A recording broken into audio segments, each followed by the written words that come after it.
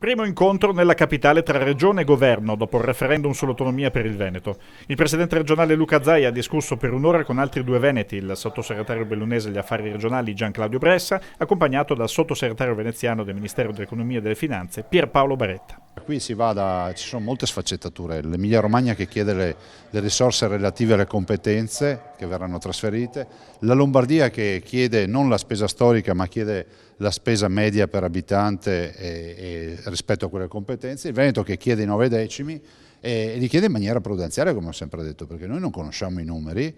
Pensate solo che la regione Sardegna ha dato vita con una legge regionale a una società per controllare i conti dello Stato nel dibattito, nella bilaterale per l'autonomia della Sardegna.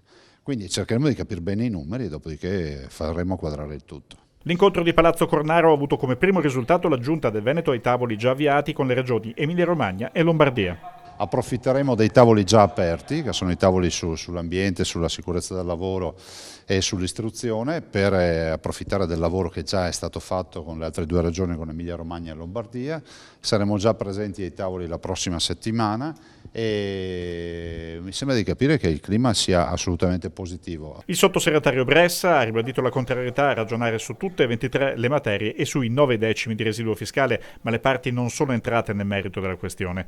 Per martedì 5 e mercoledì 6 dicembre sono previsti i primi incontri bilaterali. Ci sarà sicuramente un tavolo dopo il 14 dicembre e resta il fatto che noi abbiamo presentato oggi anche una base di lavoro, una base metodologica che poi vi faremo avere, che proponiamo di un tavolo generale a livello ovviamente che è questo tavolo di oggi, dei tavoli tematici, i tavoli tecnici e poi una sintesi con tutta una serie di attività e di cronoprogrammi. Voi capite che il tempo lavora contro di noi su questa partita, quindi dobbiamo essere molto veloci, avere disponibilità da entrambe le parti, ma penso che insomma già avere l'obiettivo di una intesa quadro o una pre-intesa quadro, definiamola così, prima delle elezioni vuol dire alla volta dei primi di gennaio sarebbe già un bel obiettivo, perché vorrebbe dire piantare la bandierina e fare in modo che chi viene dopo non ci fa tornare indietro. L'obiettivo è chiudere un'intesa quadro entro la fine di gennaio e comunque prima che il governo attuale decada. Ma dibattito e tensioni ci stanno su una partita così. Voglio ricordarvi che noi qui